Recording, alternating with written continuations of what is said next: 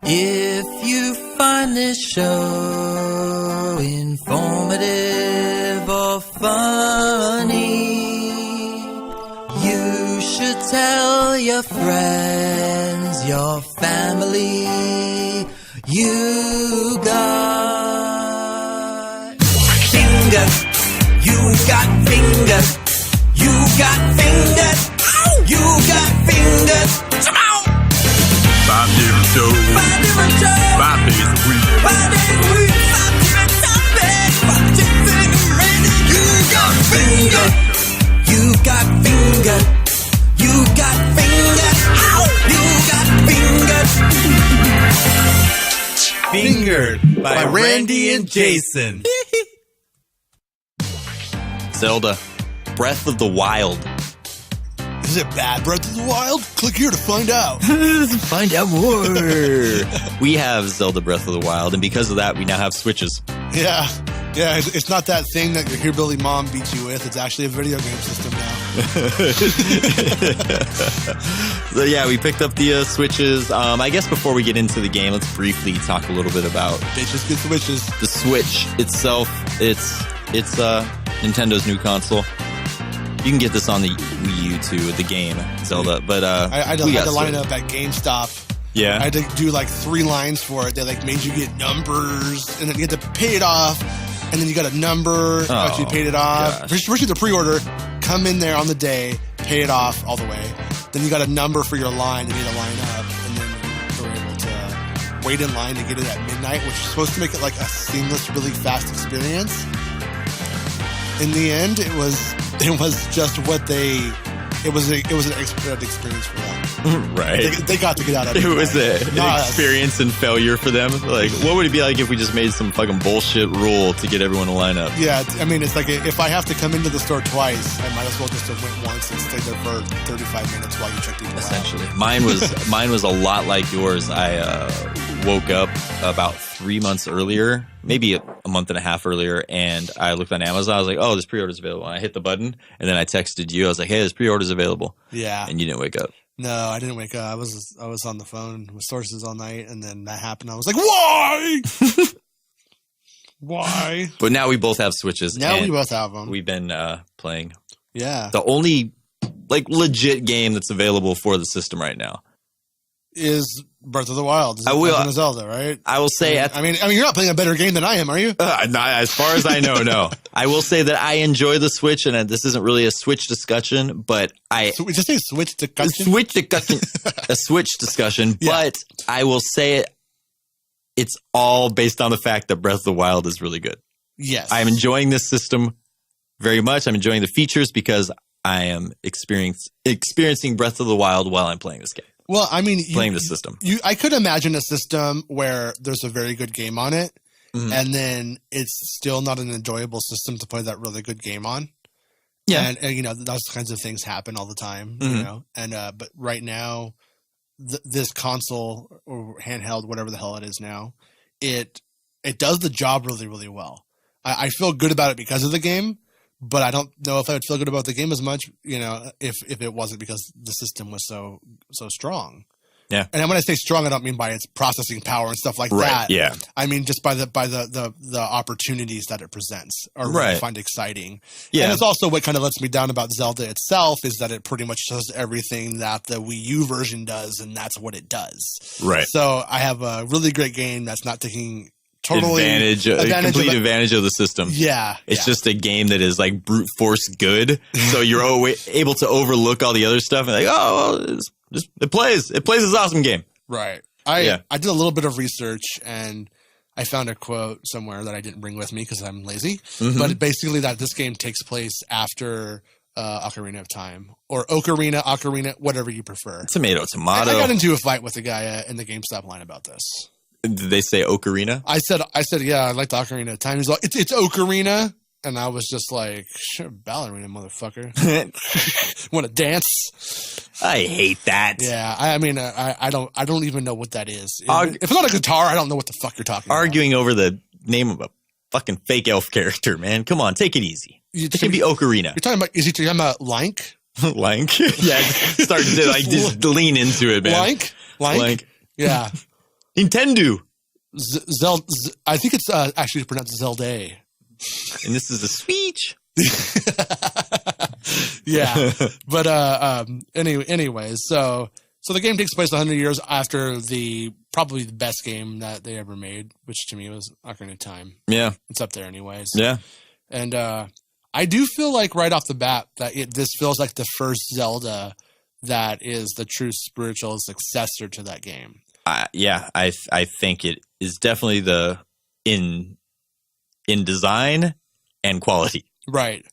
And I like that it also acknowledges that I'm the stupid idiot who likes to get on a game like Grand Theft Auto and just walk around beating up hobos. Right, yeah. It's like, hey, you guys like to do that kind of stuff? We'll make a Zelda game like that. Right, yeah. It's an open world Zelda game, and if I had a complaint, right, it's simply that it's not an online game in some way, that there's like no like online capability. Like with a game like this of this magnitude, I could see a really fun opportunity to, like, after you've done the main quest, to do the side quest with friends or to mess around in that world in like a multiplayer way. I would do it if I was able to get on there with friends and just walk around and fight monsters and just hang out and chat. I would do it as a social experience because I like the game that much. Yeah. So I wouldn't be too mad at them if down the road that was a possibility. But that is the only thing I think that I really don't like about the game as a concept. But I have a couple of gripes about like boring shit like the buttons. Sometimes I'm like, really, like to run, I have to like hold the button instead of pushing in the stick like I do in every other game. Like, yeah. And then like, or when this is a system thing, but when you're typing in text, space is the Y button. Nobody does that. Yeah. Or it'll be Y, but it's not in that spot. Yeah. And that just kind of annoys me. Yeah, it's just these little things, but that's all shit that I'll get over as I become more acquainted with it and I get used to it. And then I just be like, yeah, that's how you own it. I'm on the Switch. This is how I put a space. Right. But it's pretty funny. Every single time I go to sign in to my Switch, I get on, I sign into my account, and then I'll see like, oh, I have friends on, and when I go on there, there was like 29 people, and we're all playing the same game. I would be more surprised if there was one person not playing that game right now. I've seen one person who was playing Snipper Clips. Oh wow! I saw that's what it's called. Well, Snipper Clips is the one exception that's like, okay, that's a good choice. And for all I know, they were playing the demo, and it just shows. They probably were playing the demo. Yeah, I have the demo installed, but I haven't tried it yet. Yeah, Zelda.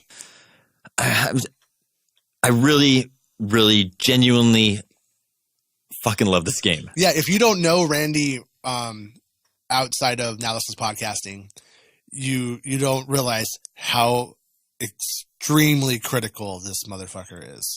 like we will both go buy a game and he'll like it, but he will still like talk about it like it's an asshole. For some reason or another. So I'm talking to him and I'm trying not to gush too much because I'm like, you don't want to go in and go, best game ever, Randy, all right. And him go, yeah, but here's where it was kind of, this blah, blah, blah, blah, kind of sucks. No, like Randy's like, honestly, without any hyperbole, I think this is one of the best games I've played. Yeah, no, it legitimately, it literally feels, it's one of the first Nintendo games that feels like it's aware that other games are happening. Yeah. That other games have existed in the last like 15 years since they've made a good one of these. Nintendo kind of seems to like to live in their own bubble for better or worse. Yeah, whether it be like with their user interfaces, their devices, internet capability. Like I think they just found out that the internet was seriously, it was going to stay. I heard some reports that I don't know if they were accurate, but that like they had no idea how Xbox Live actually worked. Oh yeah, and like they were just like trying it. Like yeah, I've heard that stuff too. Yeah, and so seeing like this game takes into account so much of what so many games have been doing over the years, and rather than make all those mechanics and cool ideas that have come out from like the West predominantly and not make those things cumbersome it's awesome to see in this game because this is the game where I want to play all that stuff. Seeing Ocarina of Time basically with all these new mechanics, way more beautiful, and just having like all the things like the tower thing. I see that thing in nearly every open world game now. But in this tower, I actually enjoy it. It's not a pain in the ass to find these towers. And I'm actually looking forward to it. It doesn't feel like a chore. Right. For me, the big thing about this game is that like it kind of taps into this sort of nostalgic and primal kind of thing inside me from when I was like 7 years old, and I got the first Zelda game. Like when the first Zelda came out, I went to buy it on the first day, and it was sold out. Right. They didn't get it. Like we don't know when we're gonna get it. I kept going to the store at the mall. The guy kept going like, we don't have it. I went to all the other stores. They didn't have it anywhere. It was just sold out. And I kept bothering this guy. And finally he's like, hey, how about you just leave your phone number? If I get it, I'll give you a call. And so like, I'm like, okay. So one day I get home from school. My parents are both at work. And it was like one of those rare days where I was like home alone. Right. And the phone rings. I answer it. It's the guy. He's like, hey, Jason. He's all, we got a box in and they're all gone. He's all, but I put one in a shoebox under the register for you. So I'm not going to be here, but tell him it's in a shoebox. I'm like, okay. So I get there. It's in there. Anyways, I get home. I'm like, I just over the moon. Finally, the game is gold. I'm like, I'm like, it's gold. It's amazing. Which would have been a nice touch on this cartridge, by the way, had they done that. It would have been a nice touch. Just saying, Nintendo. Good point. But they probably wanted it to taste funny. Yeah, right. So, it doesn't taste as funny when it's gold. So, anyways, but in this game, like on the original Zelda game, I remember like you get the sword and then you're just like, where do I go? I don't know. It's not telling me where to go. Right. And like, Super Mario Brothers told you to go right. And you went right. Right. And that was all you can do. Yeah. And this game told you could go up, down, left, right, and you could go all over. You didn't know. You could go to places where you weren't supposed to be. So you felt the sense of danger that you didn't have in other games because you're going to get your ass kicked. You're not supposed to be there. And then, but it is also fun when you're sneaking around in those areas of the map. And so anyways, on the Nintendo experience, this is like I felt like with like Ocarina of Time, it was like, here's the two paths you could generally take. And like, here's your fixed camera kind of perspectives on things. And like, there you go. Like, I love that game. I think it's pretty much perfect, but this is the first time that on a Nintendo experience, I had that same kind of vibe from a Zelda game that I had when I was like a kid, like that. Right. Yeah. And it's crazy because I feel like it takes so much from what the essence of like the original game is. Yeah. Like the exploration part of it. Yeah. Like the food, the exploration, like that, like seeing things like, oh, can I get there kind of thing. And then finally getting there and like you're saying, like finding out being in places you're not supposed to be and feeling like you're just getting by kind of thing. Like they found a way to take what was such a basic game, but had like these great like things that you brought into it. Right. And still apply it to a game that's like way more complex and still have that fundamental thing. I wonder like when I play it often, like how much of it am I bringing into it? Like how much of the nostalgia? Like it's a very unique Nintendo thing that only happens every once in a while with games. Like this is a Nintendo game, but it's like that's what a Nintendo game feels like. Like a good Nintendo game feels this way, and I don't always feel that way about every Nintendo game, every Zelda game, every Mario game. Right. But when a game does it, it's like that's only something Nintendo can do. It's like a vernacular that you've built over the years like that you understand Walt Disney language. Or George Lucas. Yeah, very much. Yeah. Nintendo has a certain feeling that only they have. Yeah, exactly. Essence, if you will. Yeah. And some of it is just basic shit, though. To me, like I said, like I mentioned food because you're able to cook in the game, right? Which is weird, but.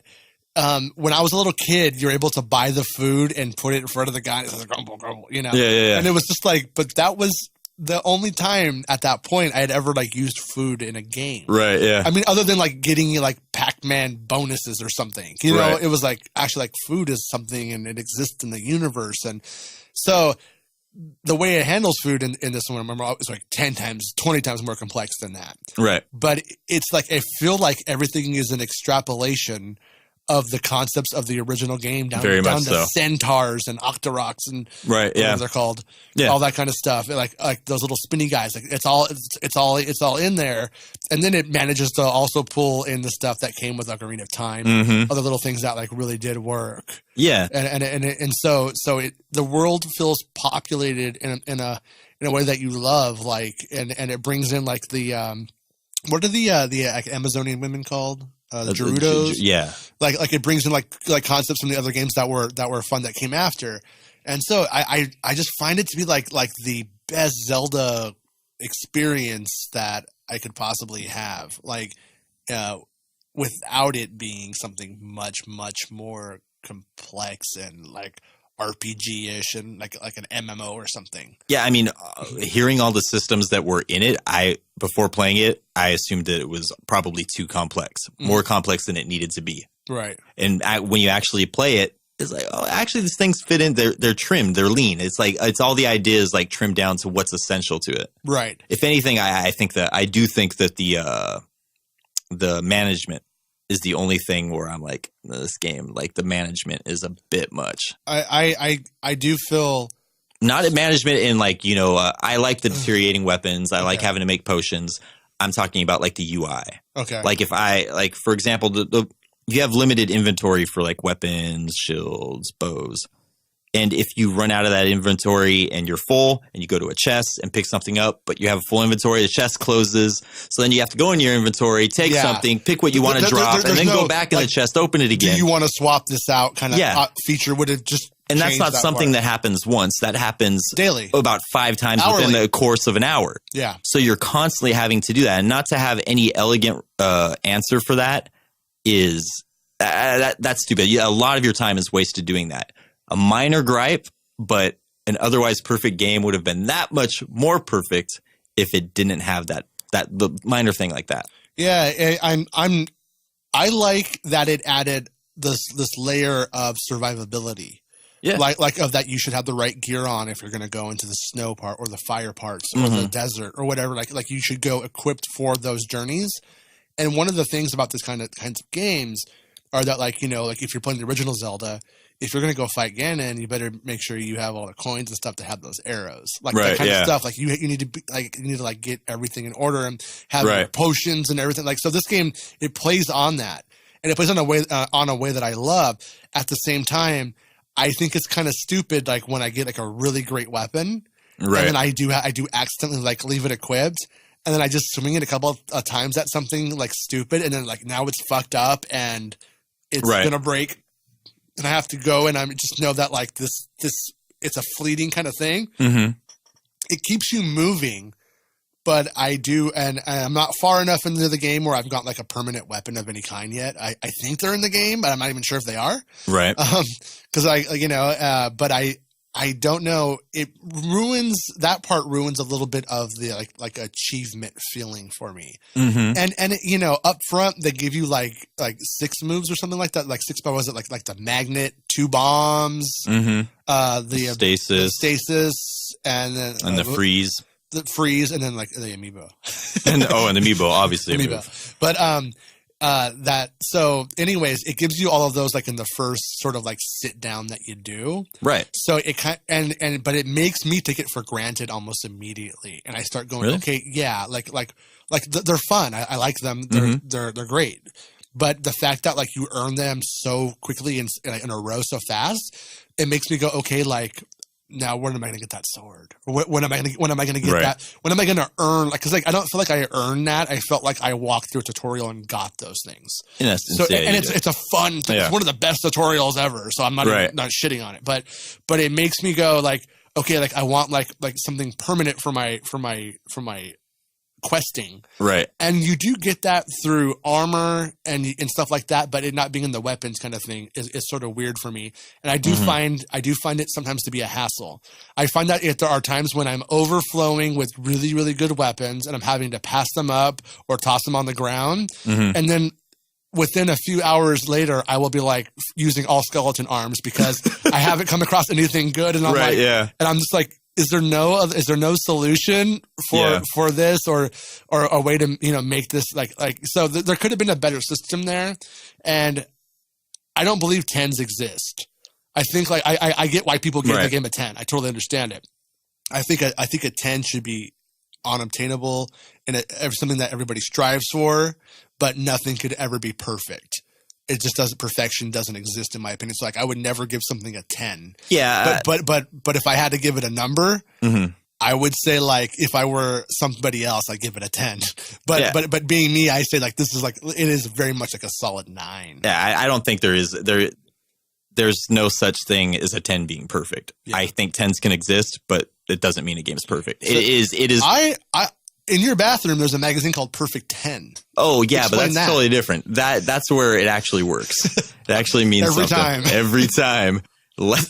Anyways, but I would give this game a 10. Yeah. Like I do have things that I don't like about this game. Yeah. But this game is exactly what I want from a game.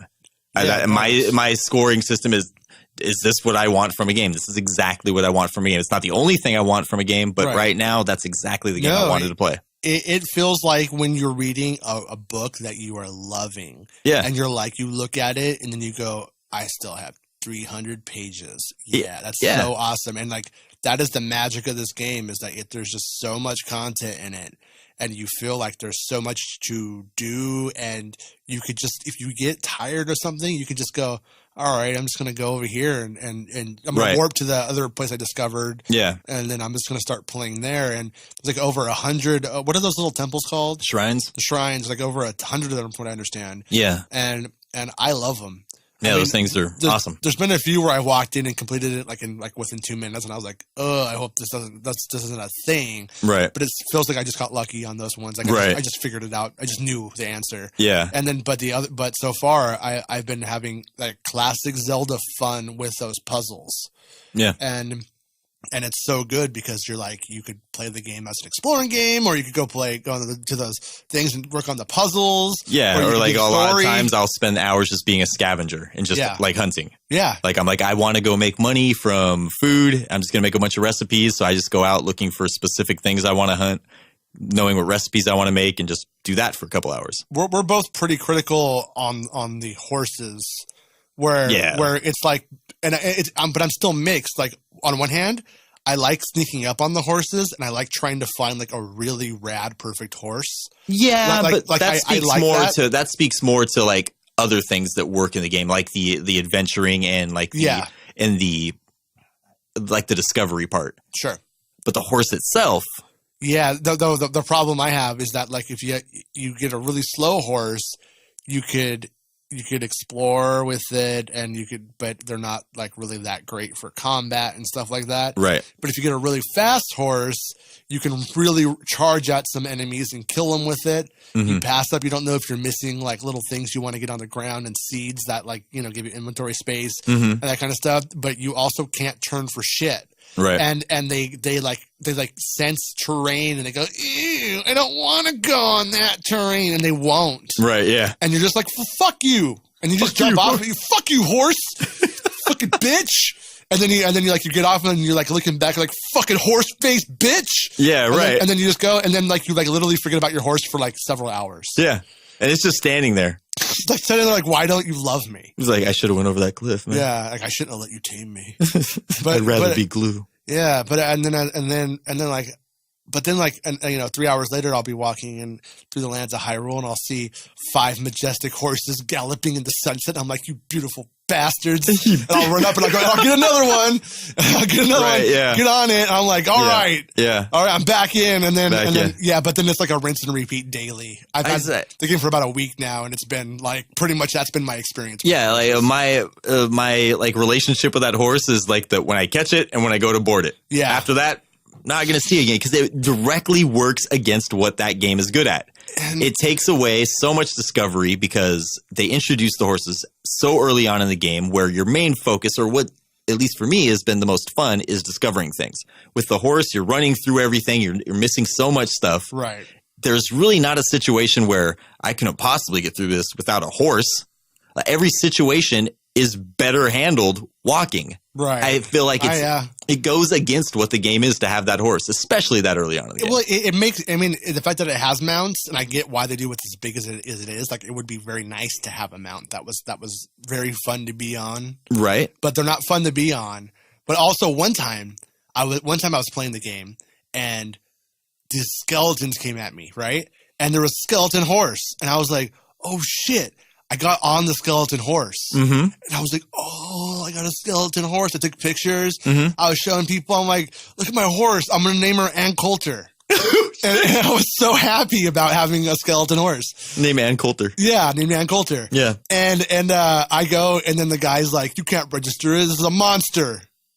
And I was like, man. And then I found out you could, and then like you could also get it on like a bear. Uh-huh. You could like ride a bear too. But you can't board that either. You can't save it. No. And like it was like, which like kind of sucked because it was like they were like I thought they would be like fun rare things to get. Yeah, in, like the rare like weird like a white elephant. Yeah. But I mean, it's I'm an MMO guy. Like I have a hard time playing console games. I should say I have a hard time playing RPGs on a console in this day and age. Like I know this is like Oblivion. I know you guys love it. I'm telling you guys, you shouldn't love it. Me, I go and I play that game and I feel lonely and bored and I want real interaction. And I don't get this component of something I should get like in a world like that, and I just stopped playing it. And I've actually bought Oblivion 3 times. Yeah, because I thought it was me, and it is, but it's not going to work for me. But this game right here, I was fearing would walk the MMO line to such a degree that I would be like out. Yeah, but no, they do a good job. The content is no, they actually for as big as the map is, and it's fucking big. Like it's huge, I have been playing. I'm probably at this point played, I want to say 30, maybe 35 hours. Yeah, played a lot of time. My weekends ever since I've got it have been pretty much devoted to playing this game. I have not like discovered the entirety of the map. Yeah.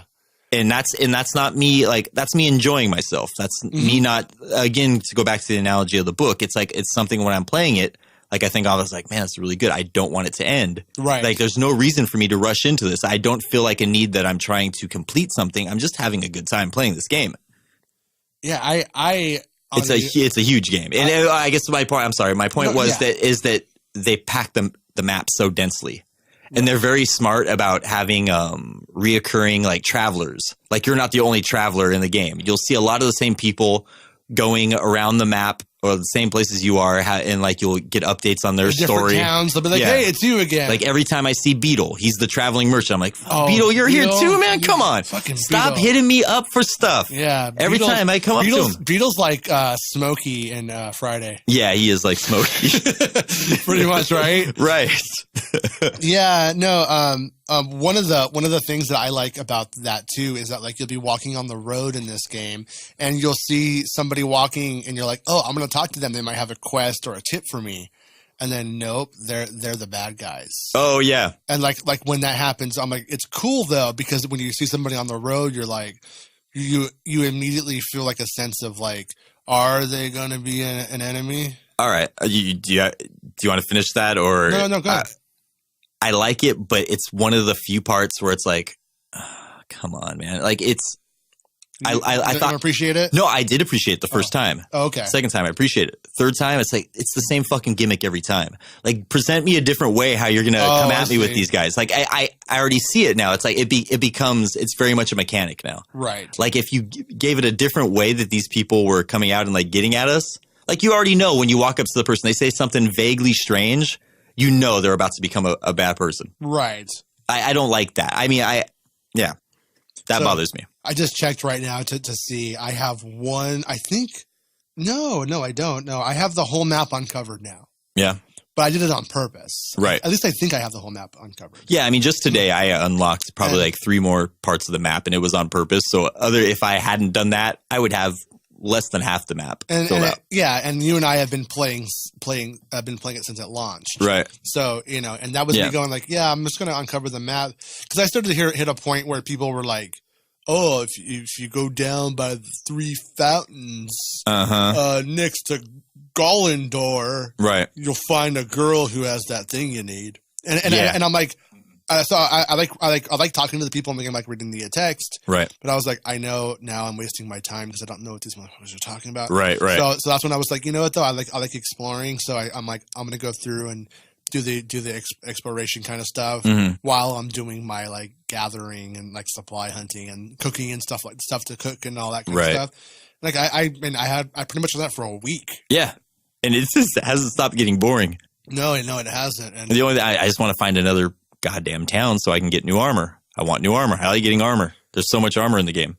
There is, yeah. And there's some interesting funny sets too. I won't spoil it for anyone, but there's like sets in there that are like pretty comical and pretty fun, and there's some that are pretty classic as well. Right. So there's it's definitely it's definitely pulling on a lot of the things that make MMOs work for like World of Warcraft players and stuff like that. Yeah, right. It has some of that. I mean, I'm not saying if it's World of Warcraft. One of the things I didn't expect from the game that I really liked, but would still like it to be better, is the map system.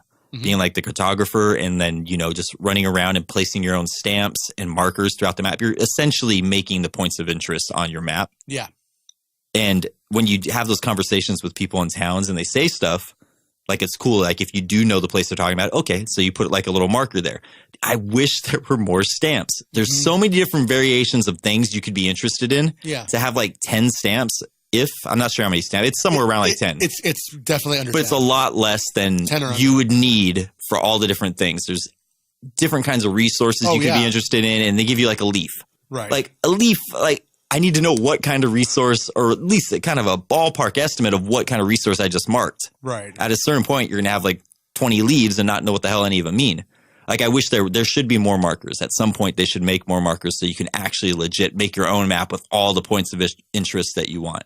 Yeah, that's being able to put the ones that light up on the map. Yeah. Not the stamps, but like the ones that do the beams whenever you I'll hit like look through your binoculars. I'll like climb up a mountain or something, and I'll look over and I'll be like, oh, there's a temple I want to go visit right there. So I'll put one there, and like I'll end up putting it down, and then like I from one vantage point, which speaks to the amount of content in the game, but I'll be like, oh, it's like you can't add any more. And I'm like, come on. Right. Like, why not? Like, you know what I mean? Like, why can't I add more if I want to? Yeah. But I get it. But I kind of feel the same way though, because I think what would be the disadvantage of letting me have a couple more markers? Yeah, I mean, other than the fact that, like, you know, you might have to backtrack less, I guess. But I mean, like, there's so many, like, if you stand up on top of any high point and look at the possibilities of the places you could go, places worth going. Yeah. You could mark, like, especially early on, you can mark a lot of places. Right. And being limited to how many places you mark, that kind of sucks. Like, I want to know where those shrines are. I don't want to. Right. And I need to be the only way to get like an accurate reading from your binoculars is with that beam thing. Otherwise, it's just kind of a guesstimate. Right. So yeah. And I'm also curious about the game, about how as it moves on, will the quality of like the quests and the story, right, will it stay at the level it's been at? Because I did right now. I've done 2 of the 4 divine beasts, and the first divine beast, what do you want to call it? A dungeon or a level or whatever. Right. I thought the first one was fantastically designed. I thought it was just good. The elephant, you're able to use, it's crazy. Yeah, it's well thought out. And then the second one, I thought was also very well done, but was a lot in certain ways like the first one. And it took me about a quarter of the time. I felt like my learning curve was completely on the first one. Right. And when I got to the second one, like I said, in a quarter of the time. Right. And so I'm curious if the third and the fourth are still, you know what I mean, going to be a real like quality and kind of experience, or is it going to be the same kind of thing where you rotate the level and stuff? That's that. Once we get through the entirety of the game, I'm curious if that's what's going to be there. There's going to be like a few things that are just kind of like the rinse and repeat. Obviously, there are those things in the game. Yeah. But having like these big things, like introducing like the human characters that are your enemies, having them be like approached the same way. And I'm not sure if they're going to be people that come into the game if they're put there explicitly for using in DLC. Sure. Because it seems like that's probably why you put human characters in there. If you're going to beat like the main enemy, then you need the other antagonist to be something that will realistically fit in the storyline. Right. But then if the divine beast thing is going to be like the same thing, just with it's a different animal. Yeah, it's like this one should that's be our idea, man. You like it? This one should be a hawk. Yeah, this time you're moving the tail. Right. Yeah. No, right. But I will say though that the second one is really well done too.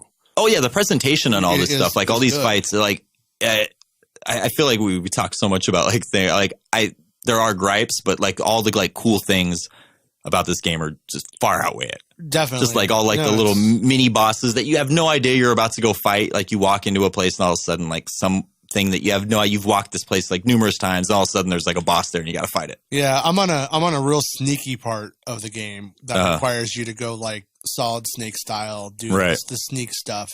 I don't like it. No, and so that's my one thing right now, and I'm curious curious to hear what you think after you do that part. I'm not through it yet, so maybe it's going to redeem itself. Right. And it's just frustrating me right now. Yeah. But, I probably played it for about 15 minutes and I've been like, oh God, I don't want to do this.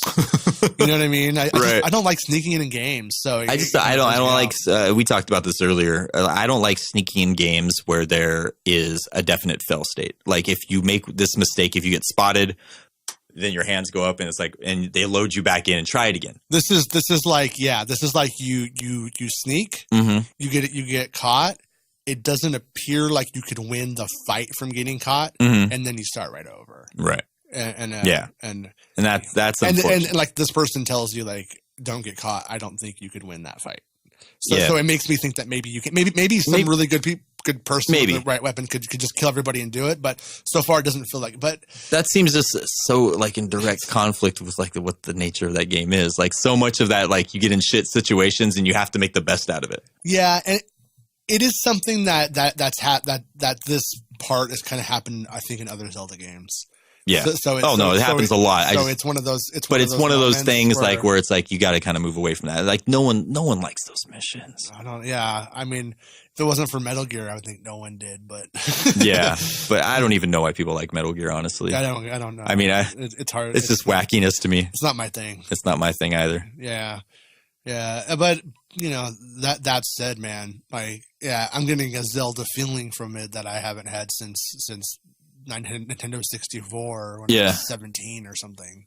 Yeah, like when we were talking about Switch before off the show, we were talking about how like we just bought a $300 system for this game and don't have buyer's remorse. Nope. Like, and to kind of add to that, like, there's no real clear sign that anything in the near future is coming by that will even closely compete to this game. I play this game right now knowing this is probably the best thing I'm ever going to play on this game. Yeah. On this system. I for a time, because I actually got rid of my Wii U when there was just nothing on the horizon and the family got over Mario Kart. Right. And I was like, I better get rid of this while it's hot. Yeah. So I did.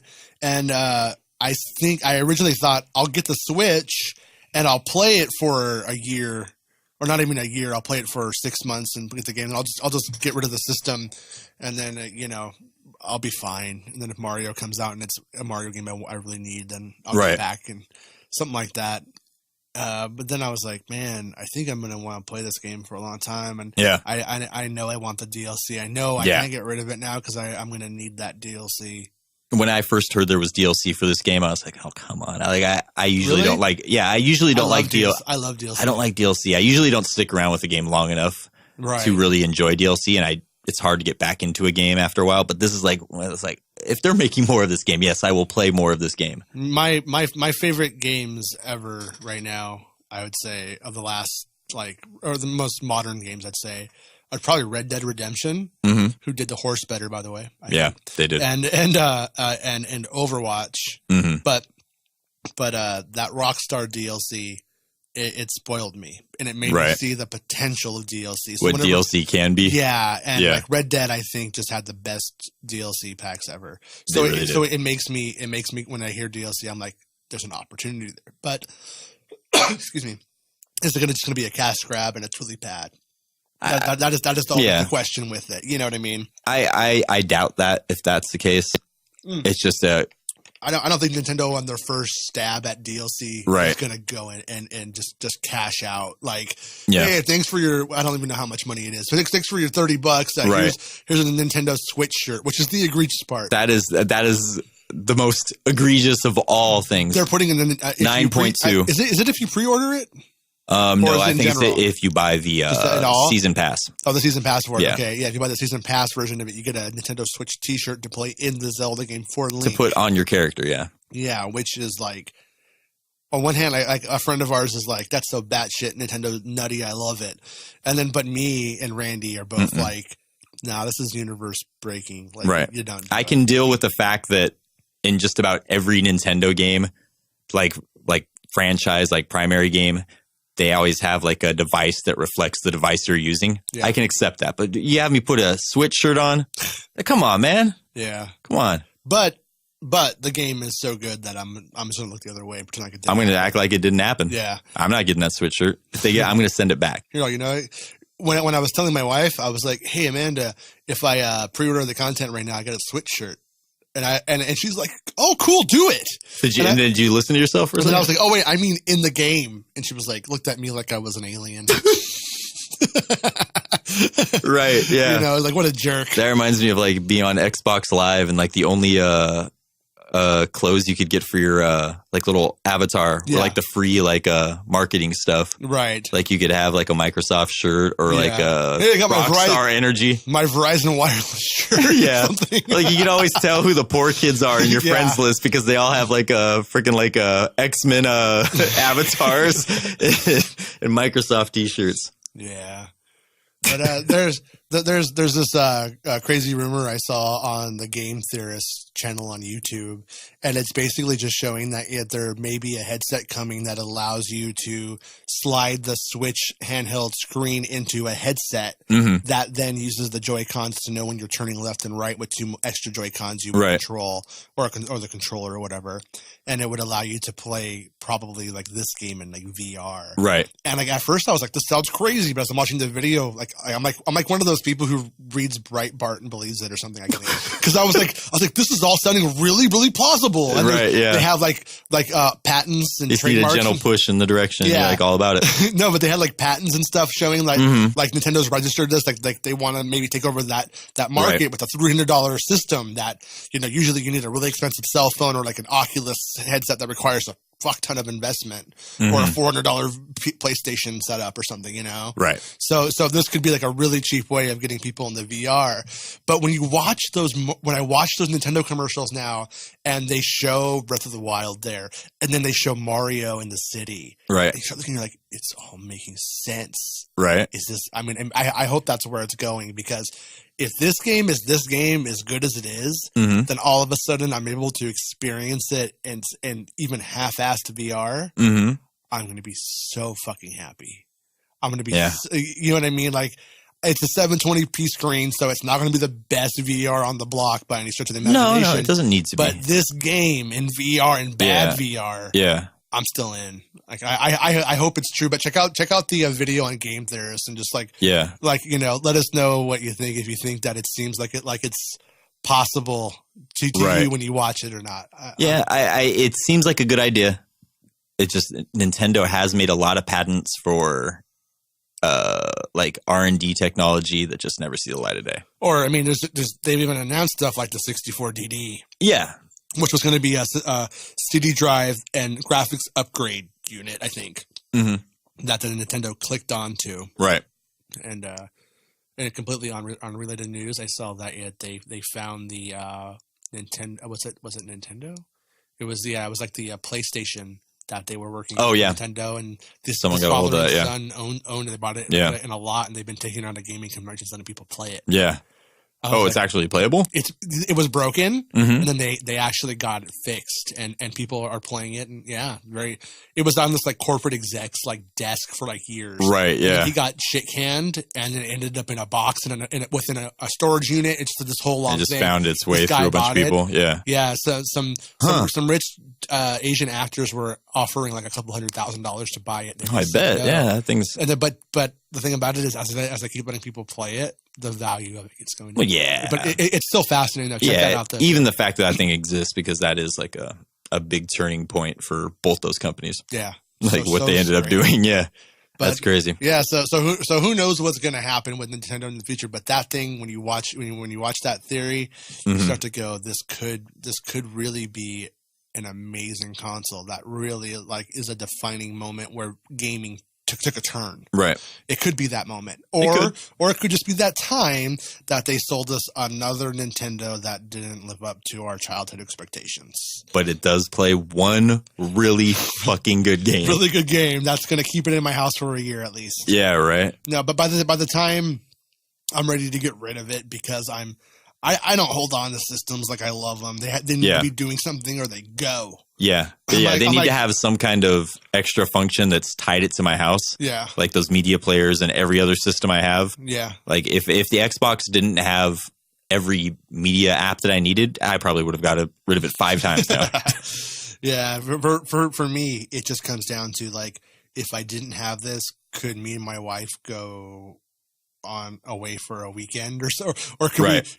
we have a good? Oh, good night yeah, away, yeah. that kind of When thing? you think And about- I'm like, yeah. I'm like, oh, what is this doing here? And Yeah, exactly. And then I sling it on Craigslist like right away. Yeah. PlayStation 4. I don't have you right now. But Yeah. I don't need you. For You got your use out of it though. It's different. Yeah. Yeah.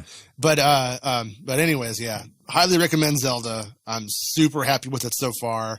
I mean, maybe depending on how things go, we'll do a follow up episode Yeah. where when we both like beat it or Right. completed it or are somewhat done with it, and we'll kind of give like our holistic and but our first hands on or first week impressions are Yeah. It's like it's really really Yeah. We good. tried our best to not be kind of vague about what like our specific favorite moments and all that kind of stuff, like Yeah. details about the game, because it's potentially you haven't played this game You yet. might have had a busy week since it came out and are still doing the first couple hours. Maybe you haven't know? picked it up yet. Maybe I don't know. Either way, if you guys do want to hear like another discussion about it, let us know, and maybe we'll talk about it in far more detail. Yeah, let us know on the Facebook page or on the Twitter, whatever works for Right. you. We're on every medium.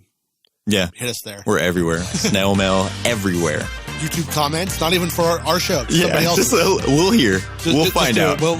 We'll find it in a Google search one day. Yeah. So that's it for this episode, guys. Zelda Breath of the Wild. It's worth playing. See you tomorrow.